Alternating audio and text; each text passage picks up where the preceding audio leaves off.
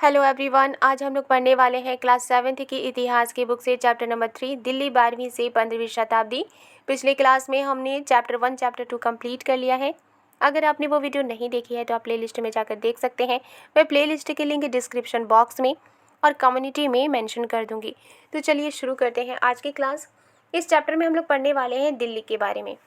दिल्ली के बारे में हम लोग पढ़ने वाले हैं और कब से कब तक पढ़ने वाले हैं, 12वीं से 15वीं शताब्दी तक के समय के बारे में पढ़ने वाले हैं कि 1101 से लेकर 1499 तक में कौन कौन से परिवर्तन हुए, कौन से बादशाह बने, दिल्ली पर किसका कब्जा था और दिल्ली की इतनी वैल्यू क्यों है। सबसे पहले हम मानचित्र 1 को देख लेते हैं।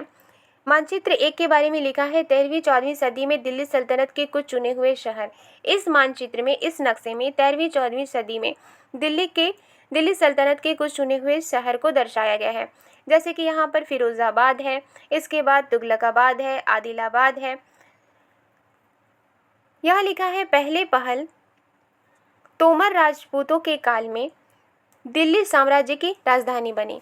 यानी कि पहले पहल तोमर राजपूतों का जब काल था, जब उन लोगों का शासन था, उस वक्त दिल्ली साम्राज्य की राजधानी बनी। यानी कि जो साम्राज्य हुआ करता था राजाओं का, उसकी राजधानी बनी। 12वीं सदी के मध्य में तोमरों को अजमेर के चौहानों, यानी कि जिन्हें चाहमान नाम से भी जाना जाता है, ने परास्त किया। 12वीं सदी के बीच में तोमरों को अजमेर के चौहानों, अजमेर में किसका शासन था? चौहानों का शासन था। चौहानों को किस नाम से भी जाना जाता है? चाहमान के नाम से भी जाना जाता है। तो 12वीं सदी के मध्य में तोमरों को अजमेर के चौहानों ने हरा दिया। क्यों हरा दिया? क्योंकि ऑब्वियसली हर एक राजा ये चाहता था कि उसका जो साम्राज्य हो वो बहुत बड़ा हो। अगर उसका साम्राज्य बड़ा होगा, उसका अधिकार क्षेत्र बड़ा होगा, तो उसे ज़्यादा शक्तिशाली माना जाएगा। और इसीलिए यहाँ लिखा है कि तोमरों को अजमेर के चौहानों ने परास्त किया, यानी कि हराया। तोमरों और चौहानों के राज्यकाल में ही दिल्ली वाणिज्य का एक महत्वपूर्ण केंद्र बन गया। जब तोमरों का शासन था और दिल्ली वैसे भी राजधानी थी, और जब चौहानों का राज्यकाल हुआ, उस वक्त दिल्ली वाणिज्य का एक महत्वपूर्ण केंद्र बन गया था। वाणिज्य मतलब क्या होता है? जब कोई क्षेत्र का यूज़ किया जाता है किसी चीज़ को खरीदने में, किसी चीज़ को बेचने में, वहाँ पर मार्केट बन जाती है, वहाँ पर बिजनेस किया जाता है, एक पूरा का पूरा मार्केट का शहर बन जाता है, तो इसे वाणिज्य कहा जाता है। यह लिखा है कि तोमरों और चौहानों के राज्यकाल में जब उनका शासन था, तो दिल्ली वाणिज्य का एक महत्वपूर्ण केंद्र बन गया था। वहाँ पर खरीद और बिक्री की जाती थी, बड़े बड़े मार्केट बन गए थे। इस शहर में बहुत सारे समृद्धशाली जैन व्यापारी रहते थे, जिन्होंने अनेक मंदिरों का निर्माण करवाया। और ये जो शहर था, इसमें बहुत सारे समृद्धशाली जैन व्यापारी थे, यानी कि जो जैन व्यापारी थे वो बहुत ही ज़्यादा अमीर थे और उन्होंने ही मंदिरों का निर्माण करवाया। यहाँ दहलीवाल कहे जाने वाले सिक्के भी ढाले जाते थे, जो काफ़ी प्रचलन में थे। और दिल्ली में ही दहलीवाल कहे जाने वाले सिक्के भी बनाए जाते थे, जो काफ़ी प्रचलन थे। 13वीं सदी के आरंभ में दिल्ली सल्तनत की स्थापना हुई और इसके साथ दिल्ली एक ऐसी राजधानी में बदल गई जिसका नियंत्रण इस उपमहाद्वीप के बहुत बड़े क्षेत्र पर फैला था। दिल्ली में पहले से ही वाणिज्य था, यानी कि वो वाणिज्य का केंद्र था, लेकिन जब 13वीं सदी के शुरुआत में दिल्ली सल्तनत की स्थापना हुई। क्यों? क्योंकि वहाँ पर बादशाहों का हुकूमत था। और इसके साथ ही जैसे ही दिल्ली सल्तनत की स्थापना हुई, इसी के साथ ही दिल्ली एक ऐसी राजधानी में बदल गई जिसका नियंत्रण, यानी दिल्ली का कंट्रोल इस उपमहाद्वीप के बहुत बड़े क्षेत्र पर फैला था।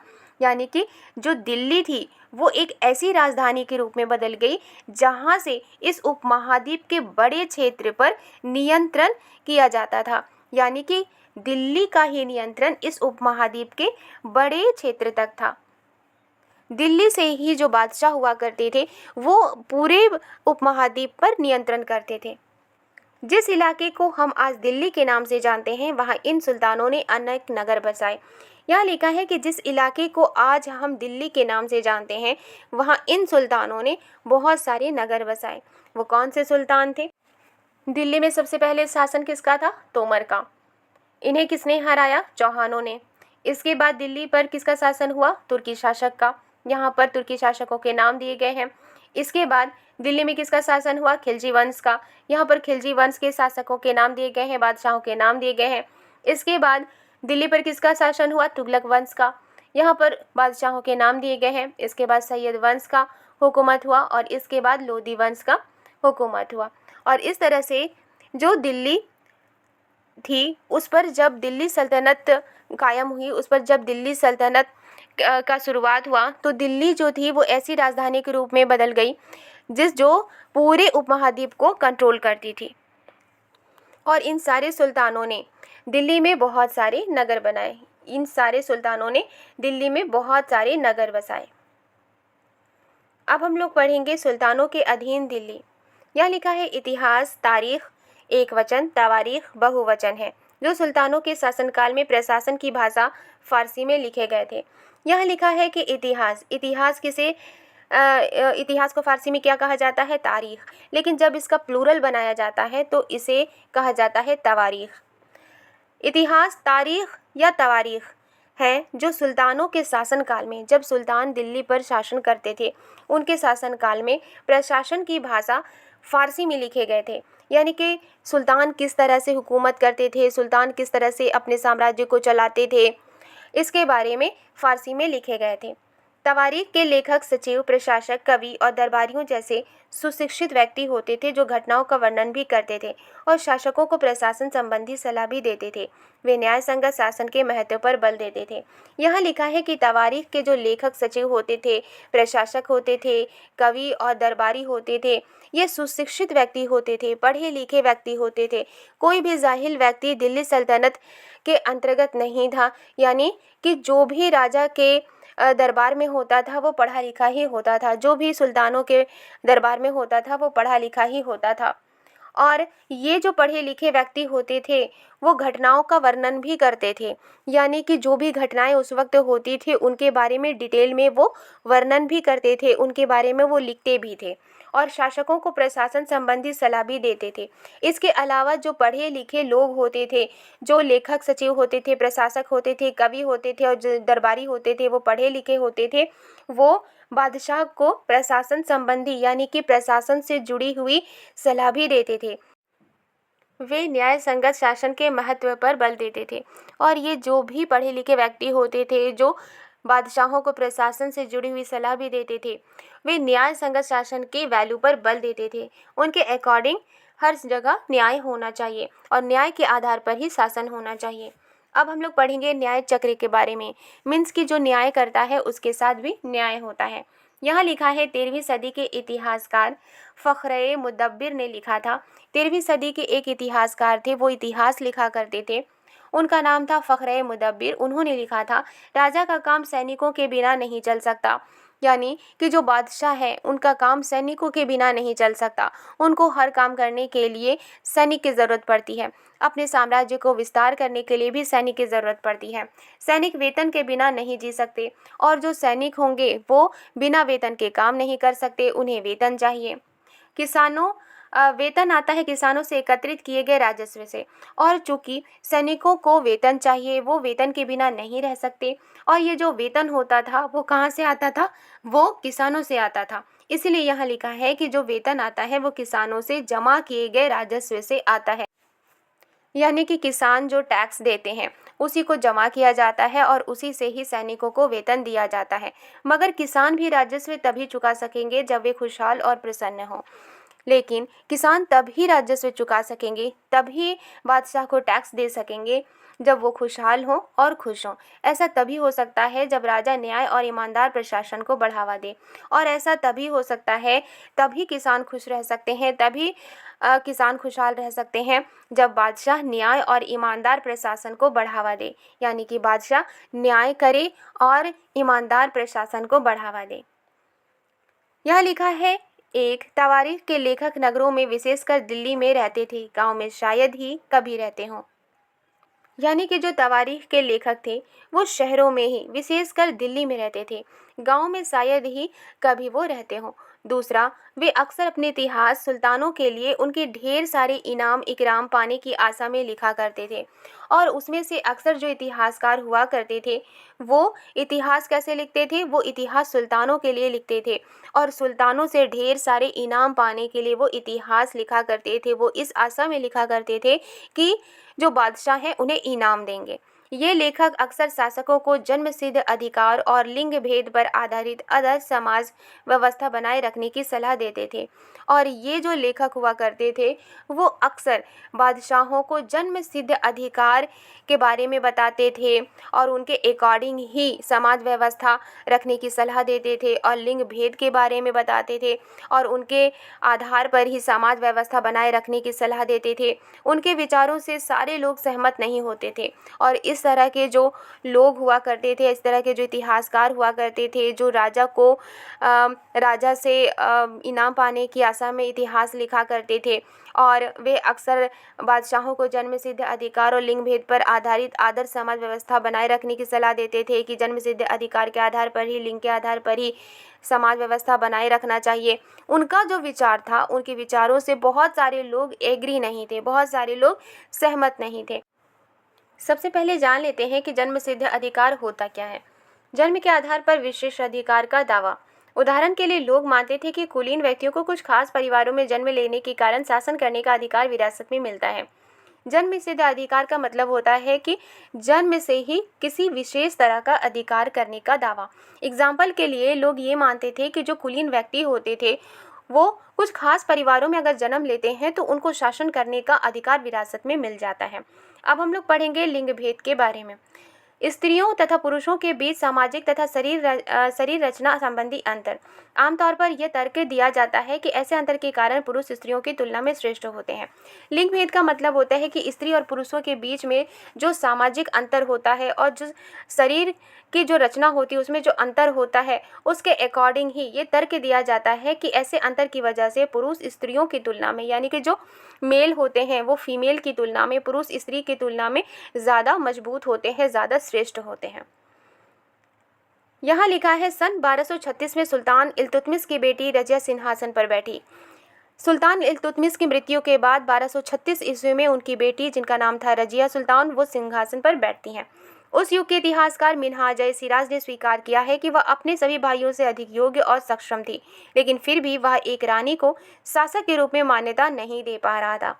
यहाँ लिखा है कि उस युग के इतिहासकार जिनका नाम था मिन्हाज-ए-सिराज, उन्होंने ये स्वीकार किया है, उन्होंने ये माना है कि वो अपने सभी भाइयों से, यानी कि रजिया अपने सभी भाइयों से ज़्यादा योग्य थी, ज़्यादा सक्षम थी। वो दिल्ली पर हुकूमत करने के काबिल थी, लेकिन फिर भी वह एक रानी को शासक के रूप में, यानी कि उनके जो भाई थे वो रजिया को एक शासक के रूप में मान्यता नहीं दे पा रहे थे। क्यों? क्योंकि वो एक लड़की थी। दरबारी जन भी उसके स्वतंत्र रूप से शासन करने की कोशिशों से प्रसन्न नहीं थे और उनके शासनकाल में जो उनके दरबारी थे वो भी स्वतंत्र रूप से शासन करने की कोशिश से, क्योंकि रजिया स्वतंत्र रूप से शासन कर रही थी तो उनकी इन कोशिशों से उनके दरबारी भी खुश नहीं थे, क्योंकि रजिया सुल्तान एक लेडीज़ के कपड़े में ही वो गद्दी पर नहीं बैठती थी, बल्कि जिस तरह से बादशाह कपड़े पहनते थे उसी तरह से वो भी कपड़े पहनकर गद्दी पर बैठा करती थी। इससे उनके दरबारी भी खुश नहीं थे और एक स्वतंत्र रूप से शासन करने की कोशिश से उनके दरबारी खुश नहीं थे।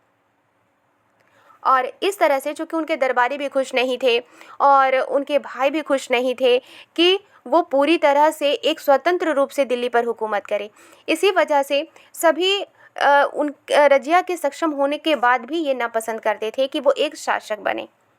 सन 1240 में उसे सिंहासन से हटा दिया गया और चूँकि उनके भाई भी खुश नहीं थे, उनके दरबारी भी खुश नहीं थे, इसी वजह से 1240 में उसे सिंहासन से हटा दिया गया।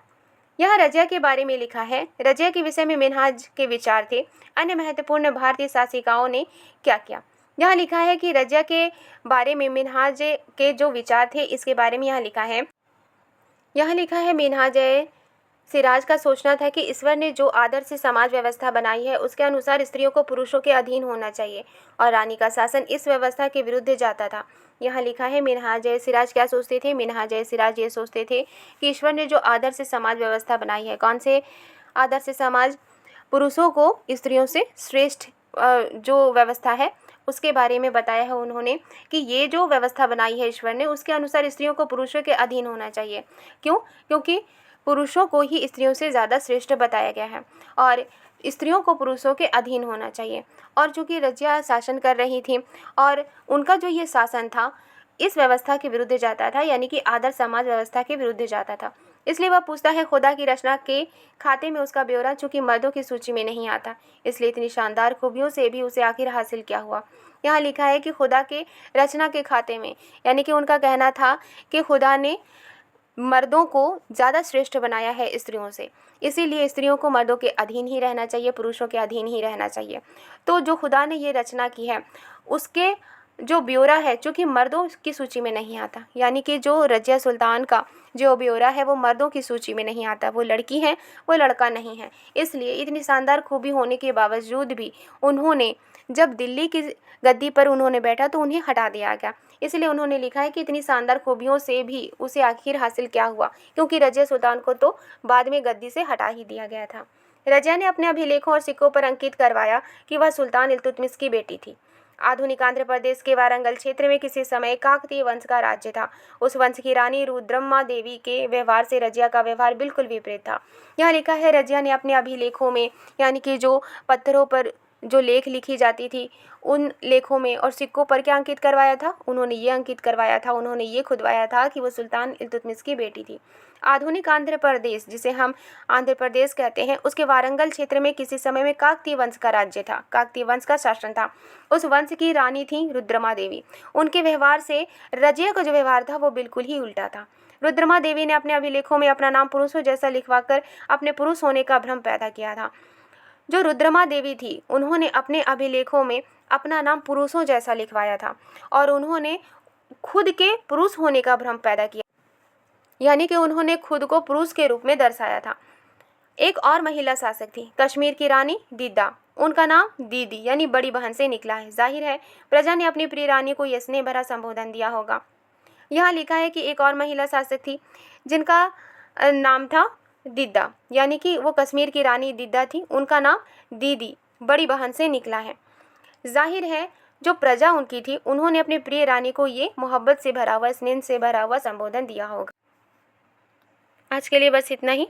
वीडियो पसंद आई है तो लाइक एंड सब्सक्राइब करना मत भूलिएगा। मिलती हूँ नेक्स्ट वीडियो में। Thank you.